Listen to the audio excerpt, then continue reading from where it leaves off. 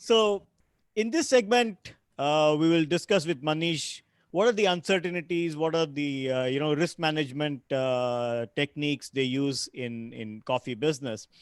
So Manish, let's begin before we talk about uncertainty. Let us begin with the factors that cause volatility in the prices of coffee, and how do you manage that risk? So the volatility in coffee prices is driven by many factors. Of course, the overall supply and demand being one of the main reasons, which has then an impact from weather, from pest and disease pressure, anything that really alters It's the the size of the price. crop. Yeah. Right, right. And then, of course, there would be other factors which are also becoming more important, like the overall participations of non-commercials or the financial markets, the currency interest rate markets, and because those also have an impact on the farmer's ability to hold or the ability to generate that revenue in local currency that is most important for him. So yeah, so it's all of those that cause volatility in coffee prices. Oh, so whether the farmer can hold it or he has to sell Yes, it. yes, Okay, yes. okay. So what about do people see this as an asset class? And if there is a direction, there is a movement in coffee prices, do funds invest in coffee futures and Yeah, things like that? absolutely, absolutely. So when I said financial markets and the participation of non-commercial, so like in any commodity, the or commodities generally have become an important asset class for Right, the investing community, and right. therefore, like they look at different industry sectors, they look at Coffee. ags. So coffee is part of soft agricultural commodities. So what they call it, the softs or soft ags or whatever. So it is interesting asset class for them, and therefore they always track these different asset classes, and therefore in coffee, whenever they see an opportunity uh, where they feel that there's talk that the next crop is going to be short, or Brazil is going to be having a big crop, and there's problem with weather, and there's any factor that can impact that S&D Movement. going forward, they get very active. And also, apart from the pure fundamental research that they subscribe to, they also work a lot on technical factors, just looking at the movement of the market from a technical perspective, that uh, whether it's a 100-day moving average or the 200-day moving average of the prices, if it causes a certain spike above that level or below, it gives trend signals from a pure technical charting perspective to these guys, and therefore they enter and exit. So it broadly, on a longer medium term horizon, tends to play along with fundamental supply demand patterns, but on a shorter term it exaggerates that, and also it kind of timing becomes more important when you look at technical play. So yeah, they are very active, and they do move markets various points of time. So since you as a trader have to not only keep your eye on the supply demand, but also these players. So how do you manage these risks? In You mean volatility risk. as a trader or as a producer, or both? No, since your background is More from a trading, yeah. trader, but I'm more than happy if you cover both. Yeah. Not only for your traders positions, but also producers, right? I mean, broadly everybody hedges, but then you could Yeah. go deeper into. No, so I think the so hedging, of course, is one part of it. Hedging, not only as a straight hedge, but when you say straight hedge, means normal direct positions of futures, either short or long, depending on your other physical side of it. But also using various option strategies to try and help you navigate through this, because also within coffee, when you look at various coffees, they are not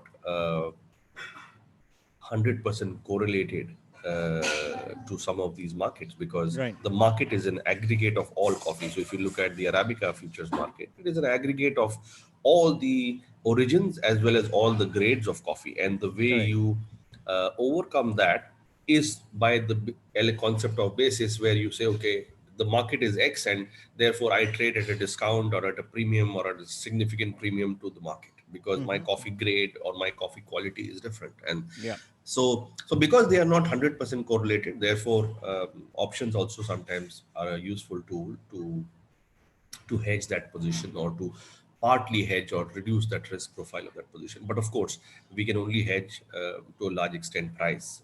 But as trade, the other risk that we run is of basics, because in every country, every origin, your procurement is for a short period, and one of Right. the functions of the trade is to carry that coffee, because the roaster wants supply throughout the year, and therefore one of the functions of the trade is to provide that mechanism to deliver throughout the year. So, but then basis is where basis comes in, because I might have bought, because how basis is essentially the difference between futures and physical.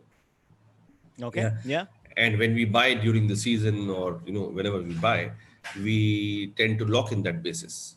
And when we trade, we don't trade.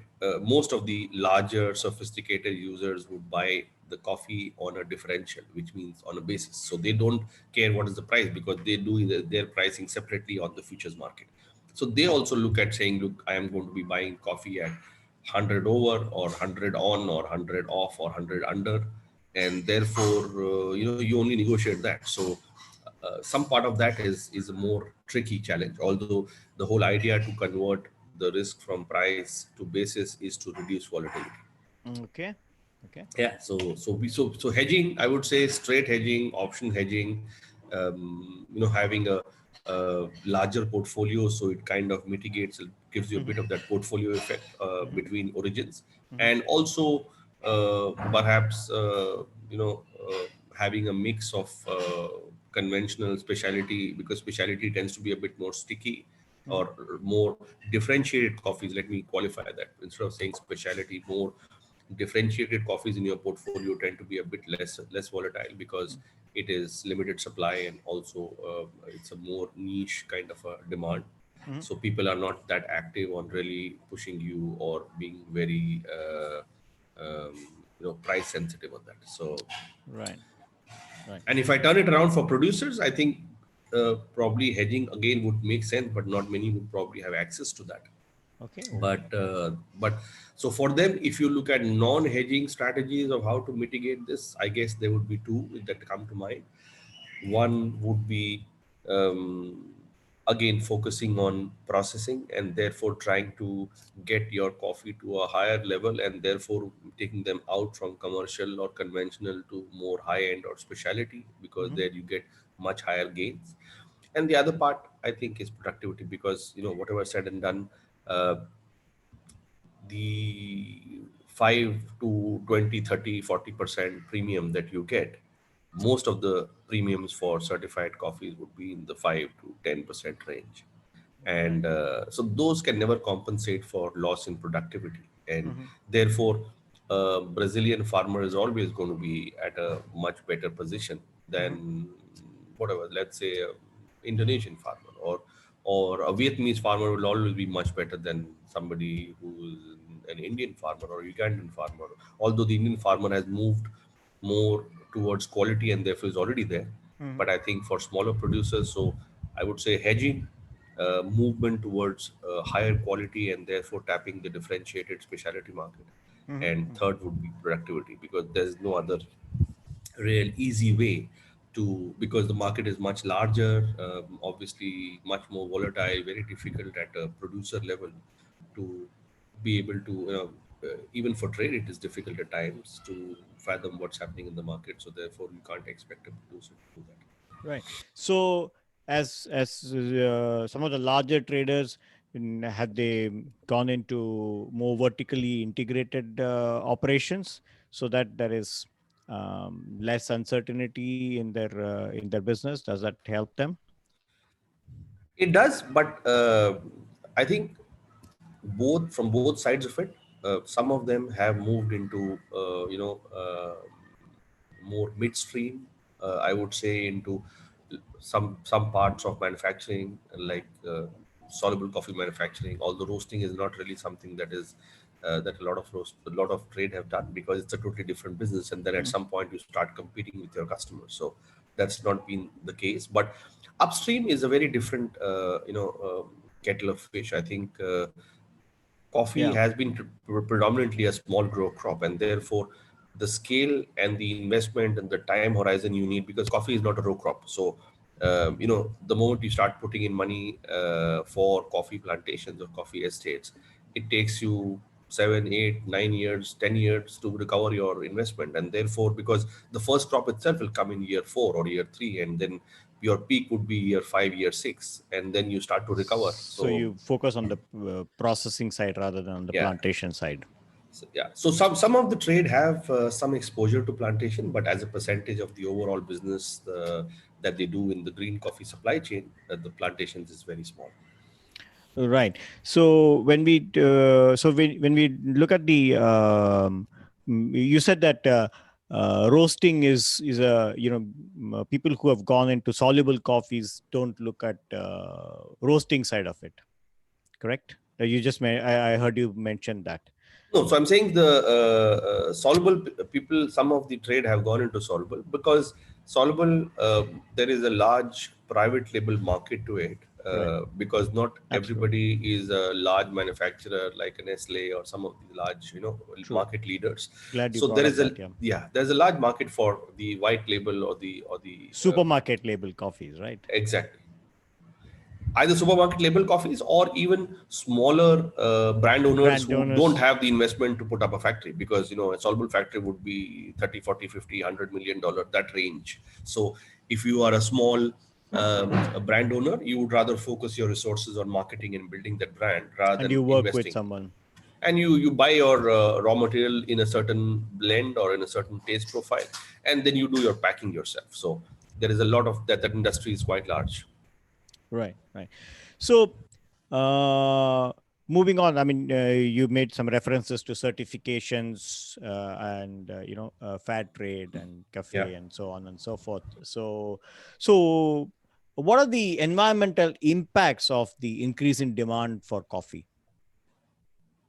I think there is obviously some talk about, okay, we'll discuss on water separately, I guess. But so one would be, of course, land. That is the biggest pressure or environmental impact on the demand for coffee, because uh, with increasing requirements for coffee, there will always be one pressure to intensify production systems to take more coffee out of the same plot of land, and that would mean higher demands for fertilizer, for inputs, for water and pesticides.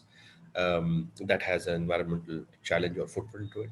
Right. And it also has a bit of finiteness to it, because from where we see, despite developments in science and varietal availabilities and better uh, farming technologies, I think there is still some bit of, we've come a long way from where we started 30, 40 years ago. But yeah, that's one part. The second would be larger area needed for catering to this demand. So obviously, beyond the point, only efficiency or productivity gains will not be suffice.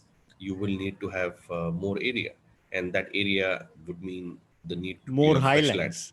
more The, highland, the need to clear more fresh land for it. And yeah, obviously, uh, what adds to that challenge of what you mentioned as highland is that with climate change happening, there is a need to keep moving higher and higher, because exactly. Right. yeah, Yeah. So that itself causes a environmental imbalance and yeah, yeah. problems, right? Yeah, yeah. So yeah, you just mentioned water consumption at the start of the previous question. So let's just jump right into it. So there is a lot of awareness about water consumption in commercial agriculture. So in case of coffee, where does coffee stand in this? And do you have some numbers on Yeah, consumed per kilo or ton or yeah. So coffee, I think coffee is not very different uh, so primarily coffee is a rain-fed crop. mm-hmm, So if you look at the total global production of coffee, mm-hmm. there is a very small percentage of coffee that is irrigated, which is only in some of the countries like Brazil and some other countries, but it's a very So small does percentage. just for a moment, does Brazil have both irrigated as well as rain fed, or it's Yeah, the bulk of the coffee con- in Brazil is rain-fed. oh, okay, okay, So still you would still rain say, fed. Yeah, I mean, I would say it would probably be one third, two third, one third irrigated, and two third still not irrigated or very partially irrigated. Right. So Yeah, we did coffee does depend on nature climate, right? a So lot, a lot. yeah, yeah, It, yeah. so if you remove that area of rain-fed coffee, then at that level, it is pretty much not really putting any pressure on water resources. But when you look at the irrigated part of coffee, that would require a similar amount of water as any other commercial crop. And there, if you want some on looking at numbers, uh, so coffee is again, like I said, I mean, I will be talking more average numbers because Sure. there is this cost washed coffee, there is natural coffee, there is all of that. But broadly, on the washed coffee part, the coffee requirement is more in the processing part of it, and therefore that is what needs a lot of Water water. requirement Water requirement, is yes. more on the processing because it is by name. It's washing, right? It's, Yeah. it's So wash process, yes. yeah. So there, we used to be in the past, with the older equipment technologies, you would probably have somewhere anywhere upwards of 15, let's say 10 and above liters of water per kilo of green bean, right? Okay. Okay. So some of the older technologies 10, 15 years ago, 20 years ago would be 20 liters of water per kilo of coffee, right? But today, with investments in better technology, better equipment, and also wastewater recycling and treatment, have helped efficient producers today. If you are an efficient processor, then you would probably consume slightly less than 2 liters of water per kg of coffee. That's a significant movement. Yeah, Yeah. Yeah. and this I'm talking more on the processing part of it. And What about the natural side, right? Like the coffee as a crop itself. so How much yeah. water does it take? I mean, whether it came from rain or from irrigation, but does it take? So coffee usually needs, if you look at the rainfall requirement, I think coffee, depending on how much it is spread out, needs between 1200 to 1500 millimeters of water a year. So if you convert that water into liters of water per cup, then it is quite staggering. I think there was a study done in 2003, 2004 in Holland, Mm-hmm. and they estimated that the overall coffee requirement of water Mm-hmm. was about 140 liters of water per cup across the board. That included growing, processing, Everything. eventual, Yeah. everything. Yeah. Yeah, it is about 140 liters of water per cup of coffee. For a cup of coffee. Yeah, Mind-boggling, right? Mind-boggling number. mind-boggling. Yes. Right. It's been, you've had a very interesting, journey with coffee, where you started at, I hope you don't mind me saying this. Just I see that you started in the bushes and then now Yes. you're in, in the pods coffee business. So you have seen that industry change and your own journey has moved on so much. Yeah. So I have a question for you. So, what was one thing that you believed that was true about coffee trade, early days Right. of your career or when you started out? But then over the years, I've learned that what you thought was true about that business is no more true. So you can pick, from any aspect of the coffee business. I leave it to you. What is it that is that like what you thought it was true, but now you know that it is not true? I think so. If the one thing that is that for me has been a revelation in all these years, and is that when I started off, coffee was, and perhaps for a lot of people is today also, a pure commodity. Right. But for me, that has been one big revelation, that it's really got a lot of versatility. It is looking like going almost the wine way, with the whole confluence of varietal, Right. terroir, and processing methods, like you do, whether are you having a Shiraz, and what is the process, whether it is early crop, late harvest, what's the terroir, where is it grown, what's the geography. So I think all of these contributing to making it a more unique product, and I Mm. think that is really, for me, that's been something I've learned. And I think it's an opportunity both for small farmers to get away from the scale problem, because they can never have that opportunity or can compete with the biggies, Mm-hmm. but also for the industry to try and engage newer and younger consumers towards coffee.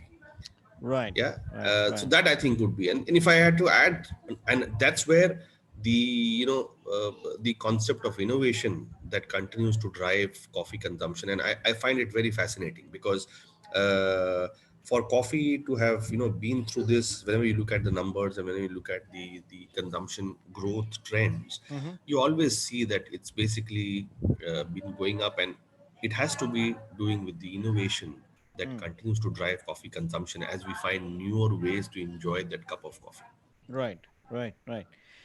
Fascinating, fascinating discussion. Never thought that there is, so much to a cup of coffee that we enjoy in the morning or throughout the day. Fascinating discussion. Thank you so much, Manish, for your wonderful insights.